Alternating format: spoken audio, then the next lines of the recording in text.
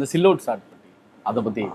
சில்லவுட் வந்து என்னன்னா, இப்போ ஸ்கிரிப்ட் வைஸ் வந்து அவரோட ஓப்பனிங் சீனுன்றது வந்து அதான், அவர் கல்யாணத்துக்கு முன்னாடி இந்த இனிமேல் வந்து உங்களுக்கு எனக்கு சம்மந்தம் கிடையாது, இது எந்த பகையாக இருந்தாலும் இதோட முடிச்சுக்கலாம், நான் பாட்டு போய் நிம்மதியாக வாழ போகிறேன்னு எல்லாரையும் கூப்பிட்டு அனௌன்ஸ் பண்ணிட்டு அவர் போகிறாருன்றது தான் அவரோட ஓப்பனிங் சீனாக இருந்துச்சு. ஸோ அது வந்து more of a talkie scene தான், அவருக்கு நம்ம பில்டப் கொடுத்து டாக்கி இருந்தாலும். ஆனால் அந்த ஒரு சீனுக்குள்ளேயே I also want to establish அவர் என்ன மாதிரி வாழ்க்கை இதுக்கு முன்னாடி வாழ்ந்துருந்தார், எவ்வளோ பஞ்சாயத்து பண்ணியிருந்தார், எவ்வளோ பேர் அடிச்சிருக்காரு, ஸோ அங்கே உட்காந்துருந்தவனுங்களாம் யார், அவங்களுக்கு என்ன பகை.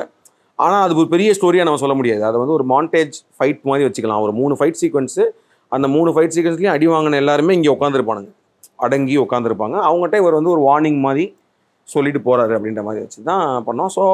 ஸோ ரிவீல் வந்து இந்த காஸ்டியூமில் தான், அந்த வெட்டிங் காஸ்டியூமில் தான் அவரை ரிவீல் பண்ணணும் அப்படின்றது தான் ஐடியாவாக இருந்துச்சு. ஏன்னா அதில் தான் படம் ஸ்டார்ட் ஆகுது, வெட்டிங்கில் தான் படம் ஸ்டார்ட் ஆகுது.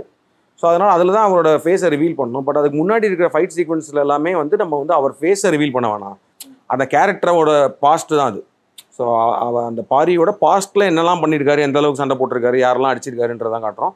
ஸோ அதனால வந்து அந்த பாரியோட ஃபேஸை ரிவீல் பண்ணாமல் அது ஒரு சில்லவுட்டாக வச்சுட்டு, அவரோட ஷேடோவை வச்சுட்டு, அவர் பாஸ்ட்டை வந்து ஒரு ஷேடோயிஷாக காட்டலாம், ஒரு ஷேடோ ஃபீலில் காட்டலான்றனால அது சில்லவுட்டாகவே பண்ணலாம் அப்படின்னு சொல்லி அந்த 3 ஃபைட் சீக்வன்ஸுமே ஒரு மாதிரி சில்லவுட்டாக பண்ணார்.